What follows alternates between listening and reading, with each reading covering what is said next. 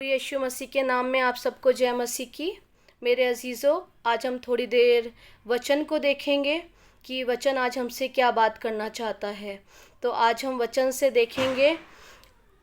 देखेंगे अधर्मी न्यायाधीश और विधवा का दृष्टांत, जो लूका के 18 अध्याय में पहली आयत से शुरू है।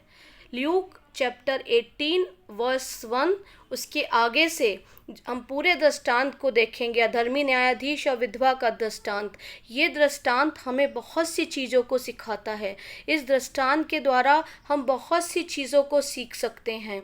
इसलिए आज हम अपने मन में परमेश्वर से पहले प्रार्थना करें कि ये वचन हमसे बात करे। सामर्थी परमेश्वर प्रभु जी, जब आप परमेश्वर प्रभु जी, आपका पवित्र आत्मा मेरे द्वारा ये वचन बोले, प्यारे प्रभु जी, हर एक हृदय से बात करने वाले हो परमेश्वर प्रभु जी, ये वचन होने पाए। प्यारे प्रभु जी, बोलने वाली मैं नहीं, आपका पवित्र आत्मा हो प्रभु, मेरी भी सहायता करिए और ये वचन जहाँ तक जाए आशीष का कारण बने, यीशु मसीह के सामर्थी नाम में, आमीन, हालेलुया। तो आज हम ये पहले पूरी जो दृष्टांत है इसको पढ़ेंगे। अधर्मी न्यायाधीश और विधवा का दृष्टांत, वर्स 1, आयत 1। फिर उसने इसके विषय में कि नित्य प्रार्थना करना और हियाव न छोड़ना चाहिए, उनसे यह दृष्टांत कहा कि किसी नगर में एक न्यायी रहता था, जो ना परमेश्वर से डरता था, ना किसी मनुष्य की परवाह करता था। और उसी नगर में एक विधवा भी रहती थी, जो उसके पास आकर कहा करती थी, मेरा न्याय चुकाकर मुझे मुद्दई से बचा। उसने कितने समय तक तो ना माना, परंतु अंत में मन में विचार कर कर कहा, यद्यपि मैं न परमेश्वर से डरता और न मनुष्यों की कुछ परवाह करता हूँ, तो भी यह विधवा मुझे सताती रहती है, इसलिए मैं उसका न्याय चुकाऊंगा। कहीं ऐसा ना हो कि घड़ी घड़ी आकर अंत को मेरा नाक में दम करे। प्रभु ने कहा, सुनो कि यह अधर्मी न्यायी क्या कहता है। क्या कहा प्रभु ने? लास्ट इसका जो वर्स है इस दृष्टांत का, तो प्रभु ने क्या कहा? प्रभु ने कहा, सुनो ये अधर्मी न्यायाधीश क्या कहता है। और ये जो लूका का पहला वर्स हमने पढ़ा, लूका 18 का पहली आयत हमने पढ़ी, फिर उसने इसके विषय में नित्य प्रार्थना करना और हियाव ना छोड़ना चाहिए, उनसे यह दृष्टांत कहा। यीशु मसीह जब प्रार्थना करने के विषय में और हियाव ना छोड़ने के विषय में सिखा रहे थे, तो उन्होंने इस दृष्टांत को क्यों कहा? क्योंकि वो सबको प्रार्थना का महत्व बताना चाहते थे। हमें हियाव नहीं छोड़ना चाहिए। इस दृष्टांत से पहले यीशु मसीह ने इन वाक्यों को क्यों कहा होगा कि नित्य प्रार्थना करना, हियाव नहीं छोड़ना चाहिए? वो इस दृष्टांत के द्वारा हमें सिखाना चाहते थे कि हमें नित्य प्रार्थना करना चाहिए। और क्योंकि वो इस विधवा बुढ़िया से हमें सिखाना चाहते थे, भले ही एक बार मांगने पर, एक बार जाने पर उसकी बात नहीं सुनी गई, उसके बाद भी वो बार बार उस अधर्मी न्यायाधीश पे जाती रही और अंत में उस अधर्मी न्यायाधीश का हृदय पिघल गया। और जब उसका हृदय पिघल गया तो उसने उसका न्याय चुकाया। आप सोचिए, जब एक अधर्मी न्यायाधीश, इस संसार का मनुष्य, जब उसके पास बार बार वो विधवा गई और उसने वो हियाव न छोड़ा, तो उसने ये सोचा कि ना मैं मनुष्यों से डरता, ना मुझे परमेश्वर का कुछ भय, और इस बुढ़िया ने मेरी नाक में दम कर रखी है, इस विधवा ने मेरी नाक में दम कर रखी है, तो मैं इसका न्याय चुकाऊंगा। कितनी बड़ी बात है। आप सोचिए कि जब एक संसार का मनुष्य बार एक बात कहे जाने पर उसका हृदय पिघल सकता है और वो उस बुढ़िया का न्याय चुकाता है, तो हम देखते हैं मत्ती 26:41 क्या बताता है। मत्ती 26:41, जागते रहो, प्रार्थना करते रहो कि तुम परीक्षा में ना पड़ो। आत्मा तो तैयार है परंतु शरीर दुर्बल है। तो यीशु मसीह हमें बताना चाहते हैं, जागते रहो, निरंतर प्रार्थना में लगे रहो, जागते रहो, प्रार्थना करते रहो, ताकि तुम परीक्षा में ना पड़ो, क्योंकि शरीर कमज़ोर है, शरीर दुर्बल है, लेकिन आत्मा तैयार है।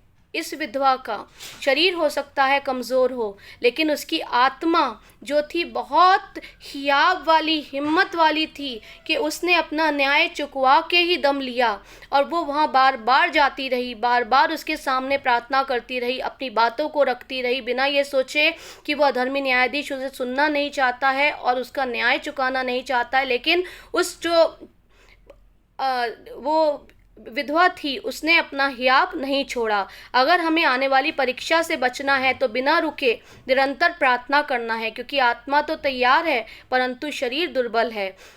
तो इसलिए उत्तर आने में देर हो सकती है, क्योंकि उस विधवा को भी उत्तर मिलने में समय लगा, न्यायाधीश का हृदय पिघलने में समय लगा, लेकिन उसने अपना उत्तर पा लिया। इसलिए हमें प्रभु पर भरोसा रखना है। पहला थिस्सलुनीकियों 5:17 की तरह निरंतर प्रार्थना में लगे रहना है। अगर आज हमें प्रार्थना के उत्तर नहीं मिल रहे हैं, या हमें लग रहा है कि हमें प्रार्थना का उत्तर आने में देर हो रही है, तो हम इस दृष्टांत को याद करें। जब हम निरंतरता के साथ प्रभु के सामने अपनी प्रार्थना को रखते रहते हैं और कहते रहते हैं, तो ये तो अधर्मी न्यायाधीश संसार का मनुष्य था, वो हमारा स्वर्ग में बैठा परमेश्वर जिसने हमें बनाया है, वो हमारा सृजनहार परमेश्वर, वो हमारी प्रार्थनाओं का उत्तर क्यों नहीं देगा। कभी कभी हमारी प्रार्थनाओं के उत्तर हमारी कमियों के कारण नहीं मिल पाते, हमारी निरंतरता के कारण नहीं मिल पाते, हमारी आलस के कारण नहीं मिल पाते, हमारी प्रार्थना में बुरे उद्देश्य के कारण नहीं मिल पाते। लेकिन अगर प्रार्थना आने में उत्तर आने में देर हो रही है और प्रार्थना आप करते चले जा रहे हैं, तो आपको सोचने के लिए ये मौका है कि क्यों आपकी प्रार्थना का उत्तर नहीं मिल रहा है। लेकिन आपको अपना प्रार्थना करना जारी रखना है। भजन हमें सिखाता है, भजन संहिता 18:6, अपने संकट में मैंने यहोवा परमेश्वर को पुकारा, मैंने अपने परमेश्वर की दुहाई दी और उसने अपने मंदिर में से मेरी बातें सुनी और मेरी दुहाई उसके पास पहुंचकर उसके कानों में पड़ी। भजन संहिता 18:6 बताता है, संकट के दिन में उस विधवा ने भी अपने संकट के दिन में न्यायाधीश को पुकारा। अब वो पुकारती रही, जब वो पुकारती रही, जब उसके नाक में दम हो गया तो उसने कहा, ये रोज़ रोज़ आकर परेशान करती है, अब मैं इसका न्याय चुकाऊंगा। तो आप सोचिए, ये भजन संहिता बताती है संकट पे दिन मैंने अपने यहोवा परमेश्वर को पुकारा। तो आज आप संकट में हैं तो आप यहोवा परमेश्वर को पुकारिए, उसकी दुहाई दीजिए, आपकी प्रार्थना उसके मंदिर में जाएगी, वो सुनेगा और आपकी दुहाई को सुनकर आपको उत्तर देगा। उसी तरह जिस तरह इस अधर्मी न्यायाधीश ने इस विधवा का न्याय चुकाया, संकट में भी हमें लगातार पुकारना है। जैसे उस विधवा ने दुहाई दी और देती रही और वो अधर्मी न्यायाधीश पिघल गया। क्या हमारे परमेश्वर का मन इतना कठोर है कि हम उससे कुछ मांगे वो हमें ना दे? तो हमारा स्वर्गीय पिता कितना महान है, तो वो ना दे। स्वर्ग का पिता हमें सब कुछ देने की कुवत रखता है, जबकि न्यायाधीश तो अधर्मी था। हमारा परमेश्वर तो दयालु, विलंब से क्रोध करने वाला, हमसे प्रेम करने वाला है। जिस तरह विधवा की दुहाई न्यायाधीश के कान में पड़ी और उसकी दुहाई सुनकर न्यायाधीश ने उसका न्याय चुकाया, उसी तरह हमारी दुहाई हमारे परमेश्वर के काम में पहुंचती है और वो सही वक्त आने पर जो हमारे लिए अच्छा होता है, हमारे प्रार्थनाओं का, हमारे प्रश्नों का उत्तर देता है। इसलिए वचन इसके बारे में हमें क्या बताता है? यहोशू 1:7 में इतना हो कि तू हियाब बांध कर और बहुत दृढ़ होकर जो व्यवस्था मेरे दास मूसा ने तुझे दी है उन सब के अनुसार करने में चौकसी करना, और उससे ना तो दाहिने मुड़ना ना बाएं, और जहाँ जहाँ तू जाएगा वहाँ वहाँ मैं तेरा काम सफल करूँगा। क्या कहता है कि हियाब बांध कर जो मूसा ने व्यवस्था दी है उसका पालन करना, ना दाएं मुड़ना ना बाएं मुड़ना, कि तू जहाँ जाएगा वहाँ तेरे काम सफल होंगे। ये विधवा, जब हम वचन को मानने में चौकसी करते हैं और दाएं और बाएं नहीं मुड़ते हैं, तो हमारे सारे कार्य मेरे प्रियो सफल होते हैं। जिस तरह ये विधवा रोज आती थी, ना दाएं मुड़ती थी ना बाएं मुड़ती थी, लेकिन अपने न्याय चुकाने के लिए उस न्यायाधीश से मांग करती थी और कहती थी मुझे मुद्दई से बचा, तो जब वो न्यायाधीश परेशान हो गया तो उसे उत्तर दिया। लेकिन हमारा परमेश्वर बिना परेशान हुए, बिना थके, बिना ऊबे हमारी प्रार्थनाओं का उत्तर देता है, क्योंकि वो महान परमेश्वर है। जब हम सिद्ध करने वाले कर्ता की ओर निहारते रहेंगे तो सच में हमारे हर कार्य सफल होंगे। जैसे वचन में लिखा है इब्रानियों 12:2, और विश्वास के कर्ता और सिद्ध करने वाले यीशु की ओर ताकते रहिए।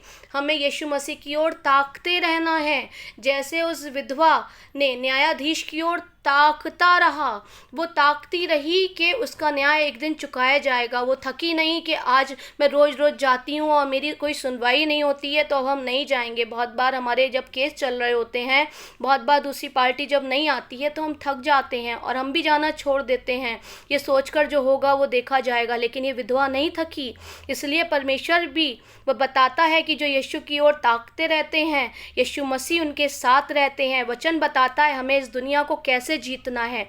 उस विधवा ने कैसे जीता, कैसे अपना न्याय चुका लिया। रोमियो 12:21 बताता है, बुराई से ना हारो परंतु भलाई से बुराई को जीत लो। बुराई से ना हारो परंतु भलाई से बुराई को जीत लो। उसने भलाई से अपना न्याय चुकवा लिया। न्यायाधीश के पास घड़ी घड़ी गई और वो भलाई करती रही, मांगती रही, और न्यायाधीश का हृदय पिघला और उसका न्याय चुका दिया। इसलिए वचन बताता है रोमियो 12:12 में, आशा में आनंदित रहो, कलेश में स्थिर रहो और प्रार्थना में नित लगे रहो। ये विधवा के अंदर ये सब गुण थे। वो आशा में थी, कलेश उसे मिले, लेकिन वो स्थिर रही और अपना न्याय उसने चुकवाया। वचन बताता है कि दूसरा क्रंथियो उसका 4:8 और 9, दूसरा क्रंथियो अध्याय 4 उसका 8 और 9 आयत, हम चारों ओर से कलेश तो भोगते हैं पर संकट में नहीं पड़ते, निरुपाय तो हैं पर निराश नहीं होते, सताए तो जाते हैं पर त्यागे नहीं जाते, गिराए तो जाते हैं पर निराश नहीं होते, गिराए तो जाते हैं पर नाश नहीं होते। ये सारे ही काम इस दृष्टांत में हम उसे विधवा के चरित्र से हम देख सकते हैं। वो दुख भोग कर भी नाश नहीं हुई पर जयवंत निकली। आज हमें आपको सब कलेश, सब ताड़ना, सताया जाना, इन सब से पार होकर प्रभु में जयवंत होना है, क्योंकि प्रभु ने हमें जयवंत होने के लिए बुलाया है। वचन बताता है यजकेल की पुस्तक 22:14 में,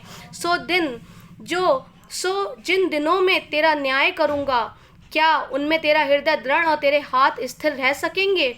मुझ यहोवा ने यह कहा है और ऐसा ही करूँगा। यहेजकेल 22:14 बताता है, सो जिन दिनों में मैं न्याय करूँगा, क्या उनमें तेरा हृदय दृढ़ और तेरे हाथ स्थिर रह सकेंगे?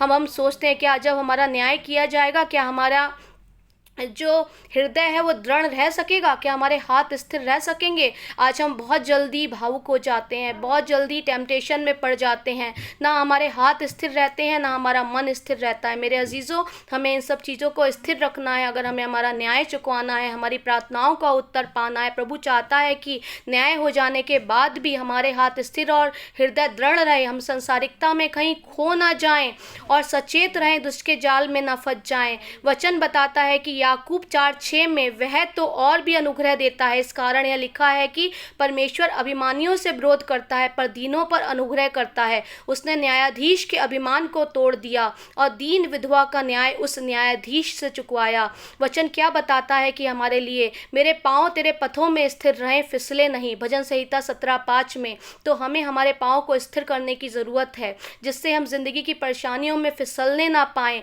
अड़िग खड़े रहने पाएँ, मजबूत रहने पाएँ। जिस तरह वो बुढ़िया अड़िग खड़ी रही, उसी तरीके से हमें भी अड़िग रहना है। प्रभु दीन और खेदित मन वालों पर भी दृष्टि करता है और उनको उनकी परेशानियों से निकलता है। वो जो बुढ़िया थी वो दीन थी, उसका मन खेदित था, टूटा हुआ था, वो अपना न्याय चुकवाना चाहती थी, लेकिन वो न्यायाधीश उसे बार बार बुलाता था। लेकिन परमेश्वर का वचन बताता है कि न्यायाधीश का हृदय पिघला। उसी तरह हमारा परमेश्वर, जो विलम्ब से क्रोध करने वाला, हमसे बेहद मोहब्बत करने वाला, हमें सब कुछ मुहैया कराने वाला परमेश्वर हमें इतनी बार टटोलता नहीं है जिस तरह संसार के मनुष्य टटोलते हैं। जब इस संसार के मनुष्य का हृदय पिघल जाता है तो हमारे आत्मिक पिता, हमारे प्रभु यीशु मसीह तो इतना हमारे नज़दीक रहने वाले परमेश्वर हैं। वो हमारी प्रार्थनाओं को सुनते हैं, वो हमारे हृदय को देखते हैं और परमेश्वर हमें हर तरीके से, परमेश्वर हमें हर परेशानी, हर मुसीबत से निकालते हैं। उस विधवा के अटल विश्वास को देखकर प्रभु ने उसे गिरने नहीं दिया।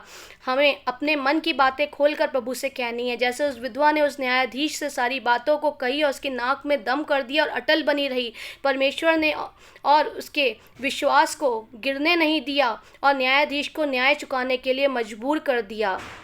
विधवा ने न्यायाधीश को मजबूर कर दिया न्याय चुकाने के लिए। आज हम अपने परमेश्वर से, अपने प्रभु यीशु मसीह से मांगे कि जिस तरह वो विधवा निरंतर उस न्यायाधीश पे जाती रही, उसी तरह प्रभु जी हम निरंतर आपके पास आएँ, प्रार्थना करें, क्योंकि इस जो अध्याय है, इस अध्याय के शुरुआत की पहली आयत में लिखा हुआ है, परमेश्वर ने पहली आयत यहीं से शुरू करी है कि फिर उसने इसके विषय में कहा कि नित्य प्रार्थना करना और हियाब ना छोड़ना, हियाब ना छोड़ना। हमें प्रार्थना तो करनी है, लेकिन अगर उत्तर हमें तुरंत नहीं मिल रहा है तो हमें हियाब नहीं छोड़ना है।